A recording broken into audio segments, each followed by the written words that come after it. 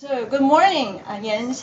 Thanks a lot actually for accepting this interview on behalf of Financial Times Chinese. I'd like to discuss with you today about Maersk China and also about Chinese economy and also multinational companies' business environment in China and how you see the improvement of future development. So thanks a lot. My pleasure. Yeah, the first question would be, actually, I know Maersk is a global leader in logistics. And how did Maersk actually develop in the past history until to achieve this position? We have a very long history, and we, as a company, go back more than 100 years. Actually, next year we will celebrate our 100th anniversary in China.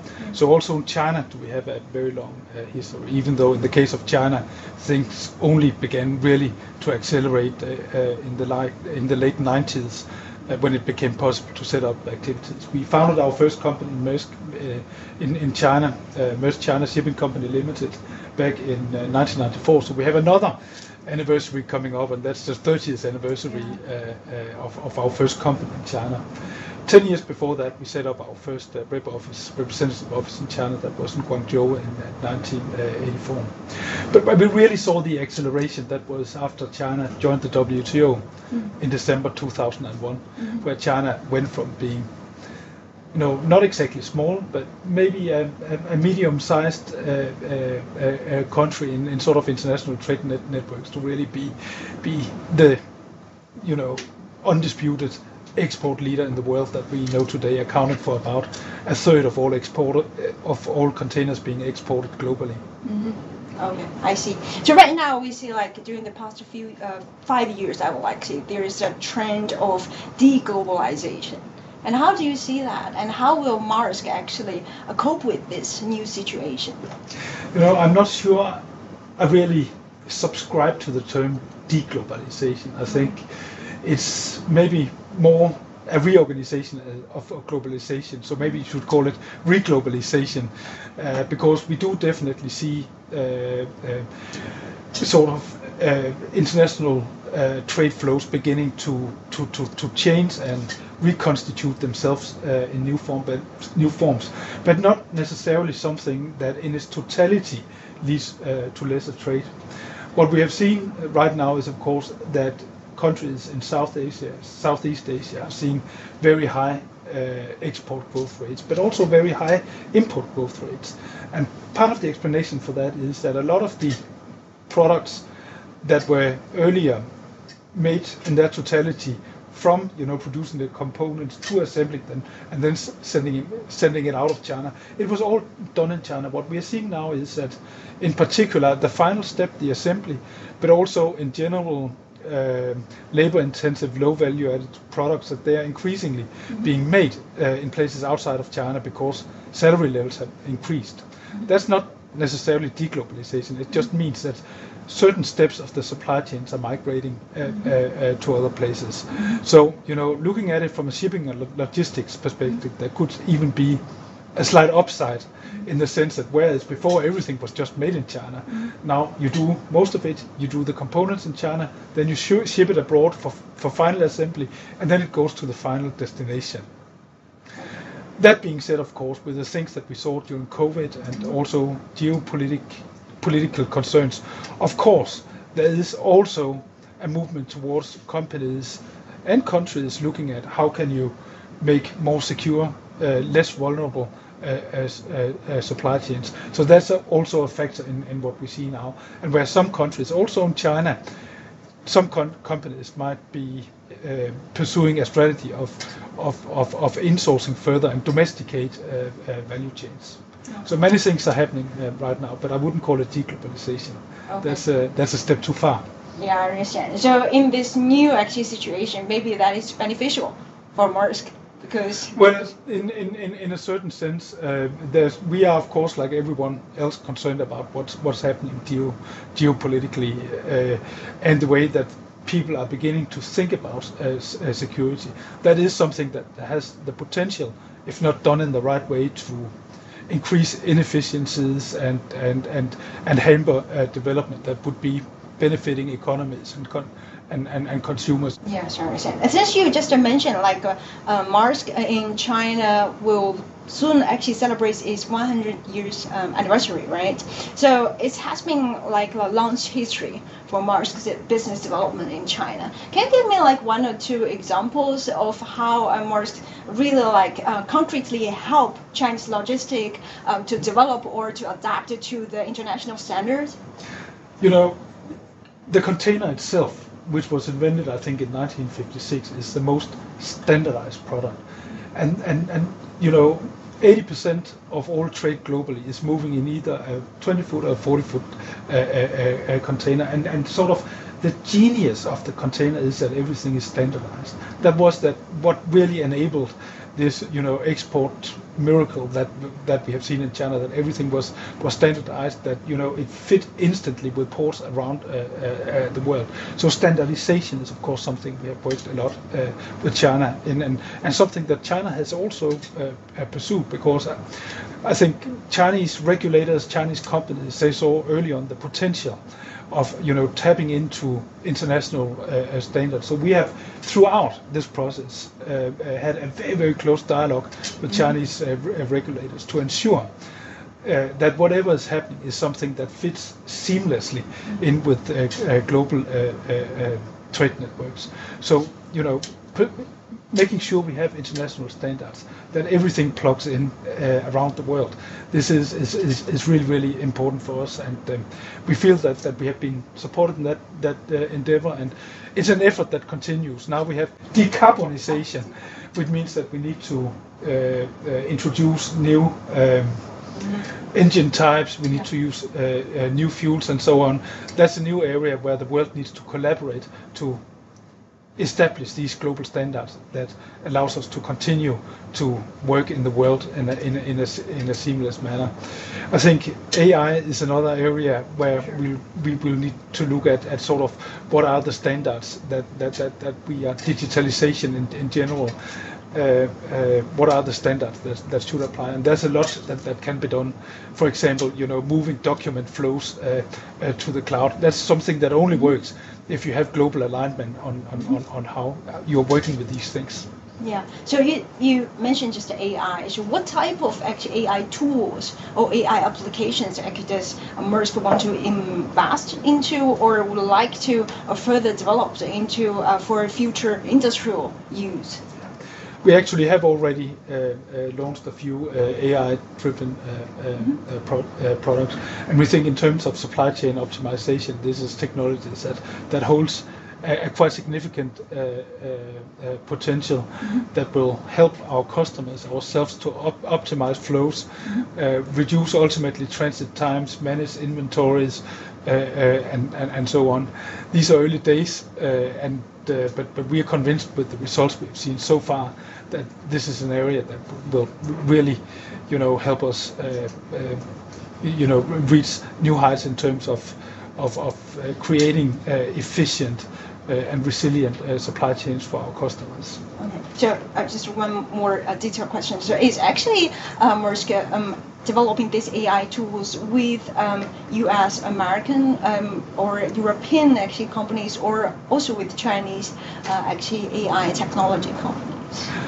We are working with partners all over the world to do that, and we are also having working with people in China, and in many ways, as we have seen, parts of the logistics industry, China has achieved to develop truly advanced and frankly globally leading companies. So there's a lot that we can learn in China also.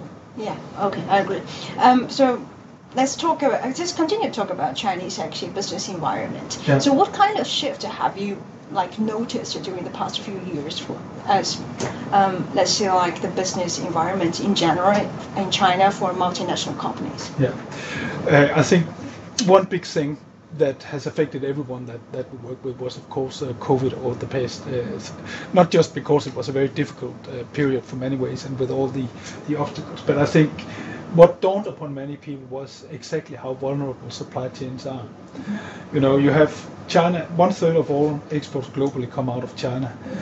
1/3 of China's export come out of the Yangtze River Delta. And then when you have, basically an area accounting for 1/9 of global exports, basically shutting down for a whole quarter, the impact that has on companies and global supply chain is simply, it's immense.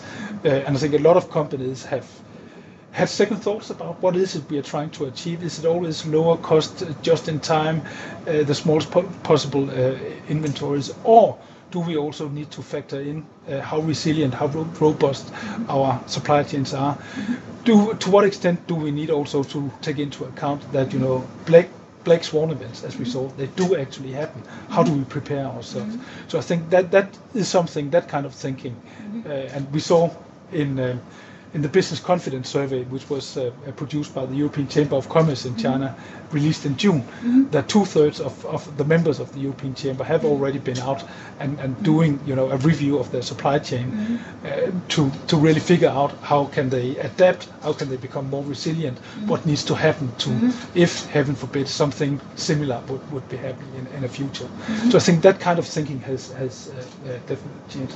Then of course you have geopolitics also, which is factoring in. But again, referring to the survey of the EU Chamber, the biggest concern is actually what's happening economically right now. Now we are on the other side of COVID, but what we see is that global demand is not there as it was before. And we can see that also in China's export numbers, that they have been declining. At the same time, we have quite weak demand in China also. And while during COVID we saw actually China's exports grow quite significantly, and I think Chinese export reaching an all-time high in terms of its proportion of global export.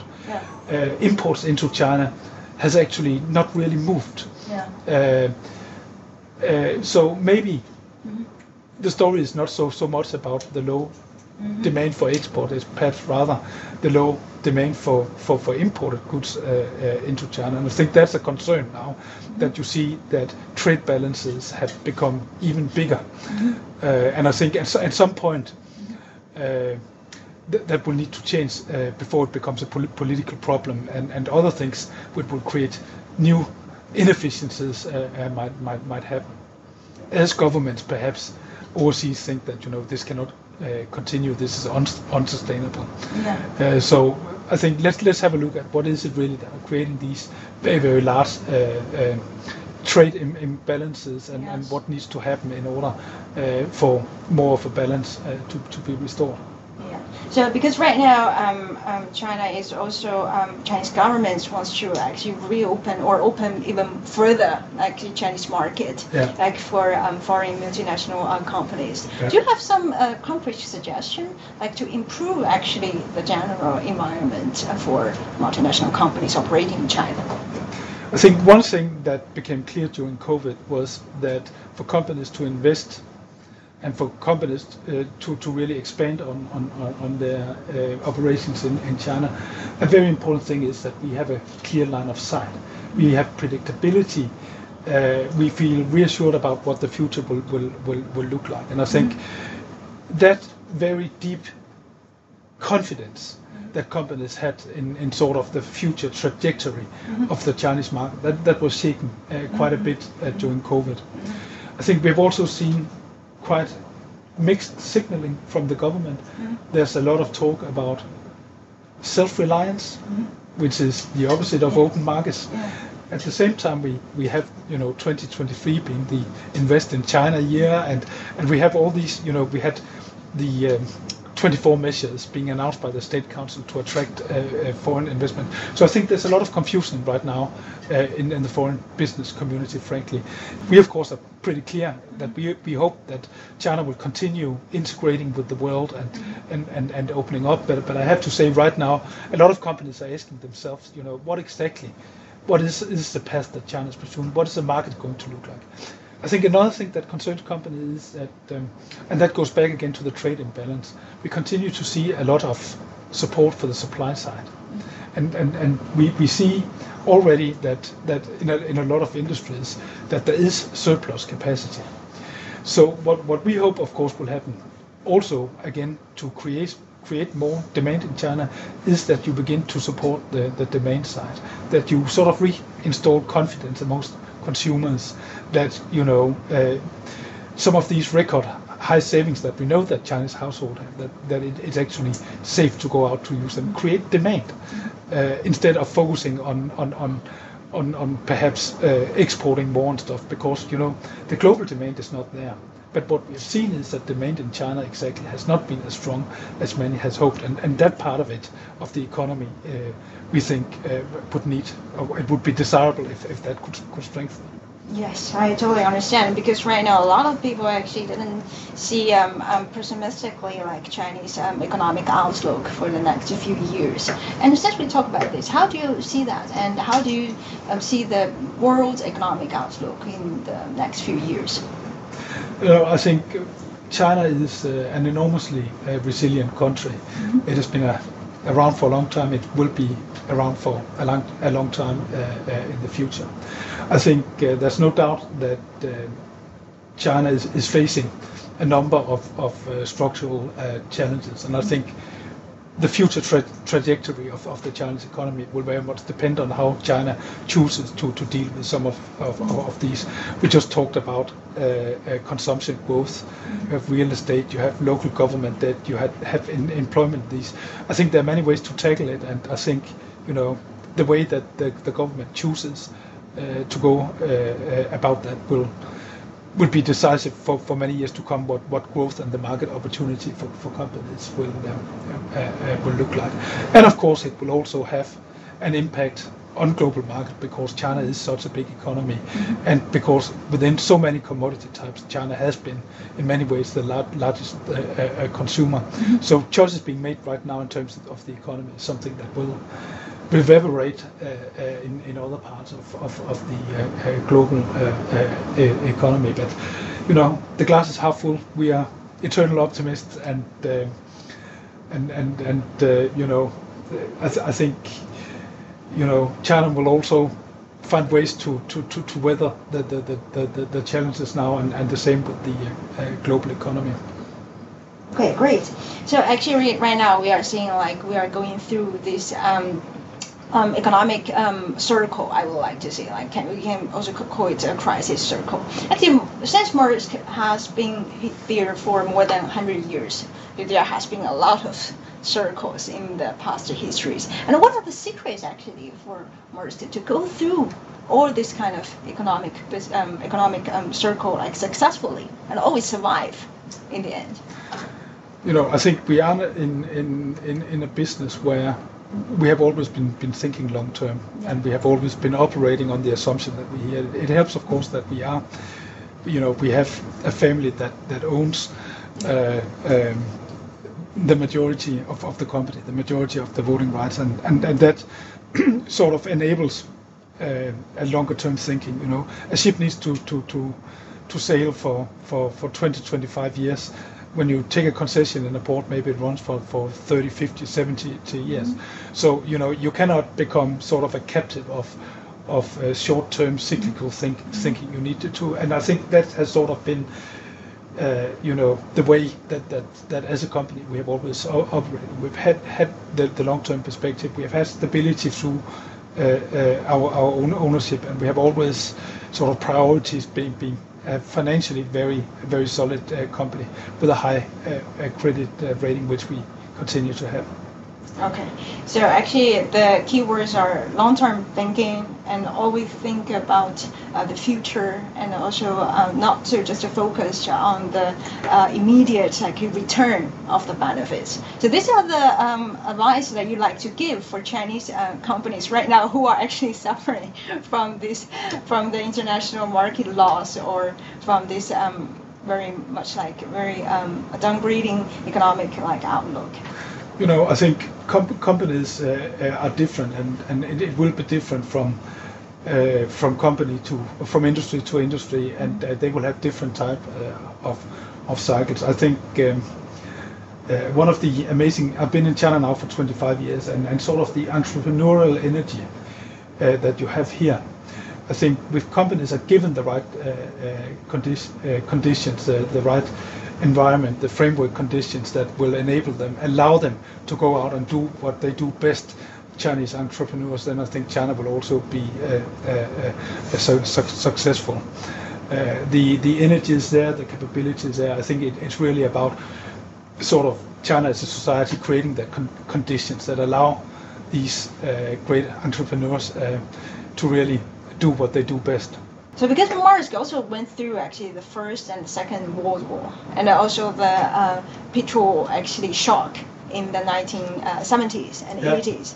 So actually there must have been some valuable experience, like in the development, in the history, like for Maersk actually survive all this difficulty to so-called the difficult times. Yeah. And do you have some concrete examples and in which way like actually Maersk can share this experience with other companies? You know, I think before I was 10 years old, I had been through 2 economic crises in Denmark. They were all related to oil. It even went so bad in 1973 that people were not allowed to drive on Sundays because there was not enough oil around. So I think, you know, we have, at least those of us in Europe, and I think most places of the world, we sort of have a more sort of inbuilt understanding that sometimes times are good, and that's most of the time, and then other times it's bad. I think China has had a period where pretty much, at least since accessing to WTO,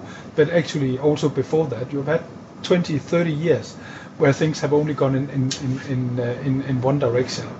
I think now China is facing obvious challenges that needs to be overcome. I think it's, you know, the lesson that I have drawn, having been through multiple cycles of challenges and crisis myself, is that, you know, rest assured that times will be better.